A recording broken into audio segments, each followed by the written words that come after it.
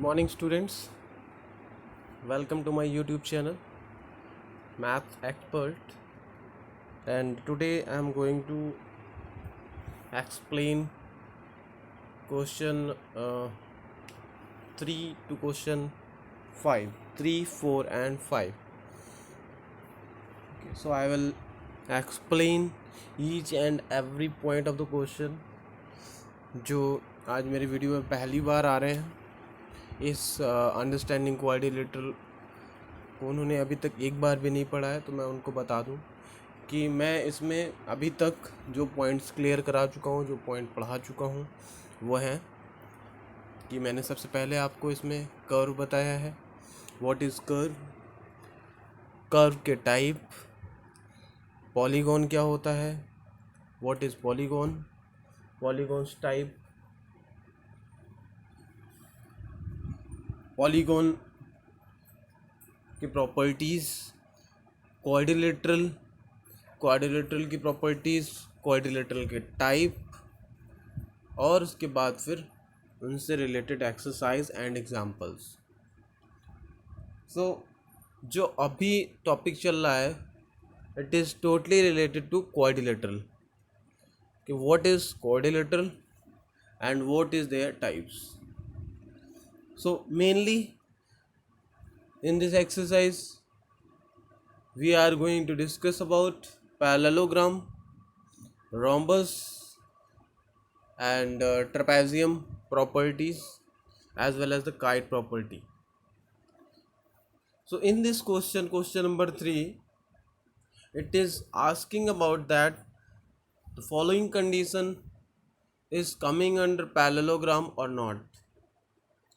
That can a quadrilateral ABCD be a parallelogram if first condition is angle D plus angle B is equals to 180 degree.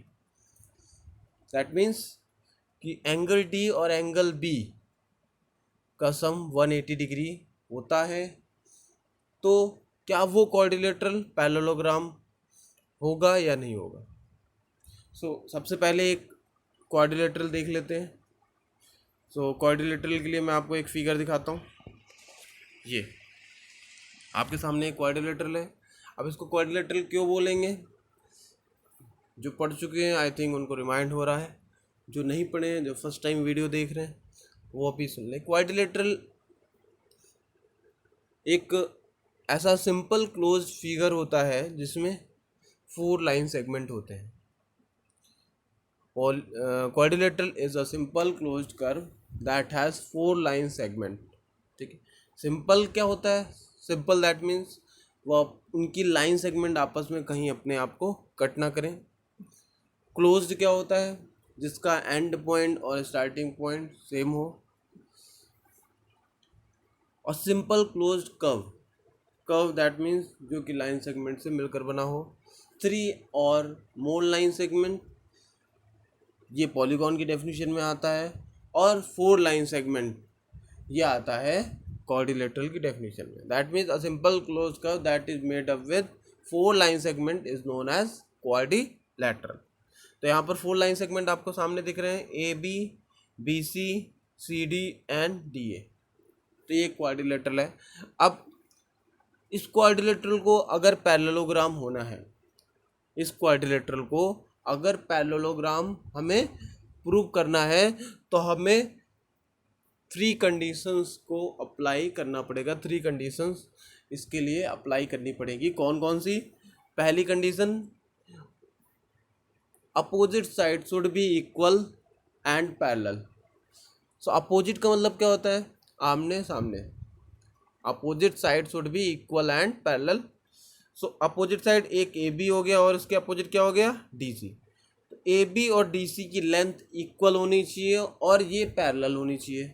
उसके बाद A D और B C, A D की length equal होनी चाहिए B C के और parallel भी होनी चाहिए।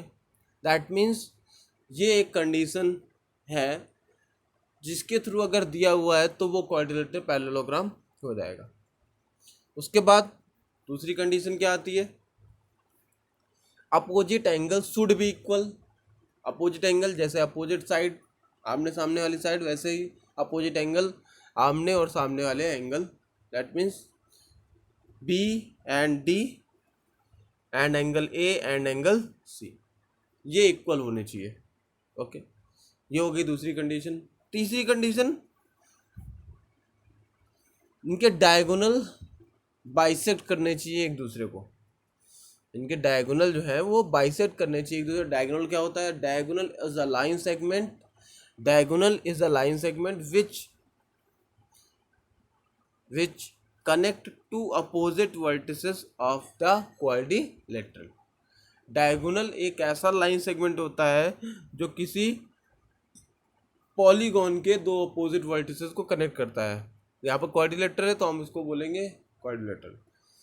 तो यहाँ पर डायगोनल कैसे बनेगा? अपोजिट वर्टिसेस कौन कौन सी है? बी और डी और ए और सी। तो ए सी को जो कनेक्ट करेगा वो ए सी लाइन सेगमेंट हो जाएगा, और बी और डी को जो कनेक्ट करेगा वो बी डी लाइन सेगमेंट हो जाएगा। दैट मीन्स यहाँ पर कितने डायगोनल होंगे? 2 डायगोनल। और वो कहाँ पे इंटरसेक्ट करेंगे? यहाँ पर। तो इंटरसेक्ट जब करेंगे तो इससे मान लो ये इंटरसेक्ट जहाँ कर रहे हैं वो ओ पॉइंट है, तो ओ A is equals to O C हो जाएगा।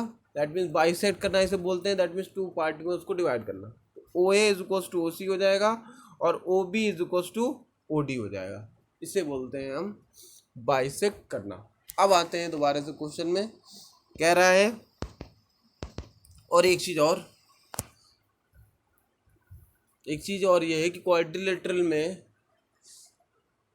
अगर वो पैरेललोग्राम होना है तो उसमें एडजेसेंट एंगल का सम 180 डिग्री होना चाहिए। क्या होना चाहिए? एडजेसेंट एंगल का सम 180 डिग्री होना चाहिए। That means angle A, adjacent means क्या होता है? एडजेसेंट जैसे अपोजिट मीन्स होता है आमने सामने, तो एडजेसेंट मीन्स होता है अगल बगल। दैट मीन्स उसके साथ वाले, पड़ोसी वाले। जैसे ए के बगल में कौन कौन से? डी है और बी है, तो दोनों ही एडजेसेंट इसके पॉइंट है, एडजेसेंट वर्टिसेस है। ऐसे ही बी के बगल में कौन है? ए और सी। सी के बगल में कौन है? बी और डी। और डी के आसपास कौन है? ए और सी। तो ये इसके एडजेसेंट वर्टिसेस हो गई। ठीक है, तो आप फिर से आते हैं क्वेश्चन में। लिखा हुआ है, कह रहा है angle D plus angle B is equals to 180 degree. Angle D और एंगल बी की वैल्यू 180 डिग्री होनी चाहिए। मैंने आपको बताया एडजेसेंट एंगल का सम 180 डिग्री होना चाहिए। तो आप देखते हैं एंगल डी और बी क्या एडजेसेंट एंगल है। देखिए एंगल डी ये है और एंगल बी ये है, ऊपर है।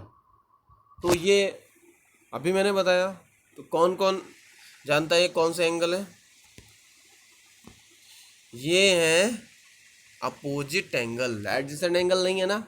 डी का एडजेसेंट एंगल कौन कौन सा है? ए और सी है कि नहीं? दैट्स वाई इसमें डी और बी जो बता रहा है 180 डिग्री होगा वो है रॉन्ग, क्योंकि डी और बी तो इक्वल है। तो D plus B does not equals to 180 degree. That means ये एक पैरेललोग्राम नहीं होगा।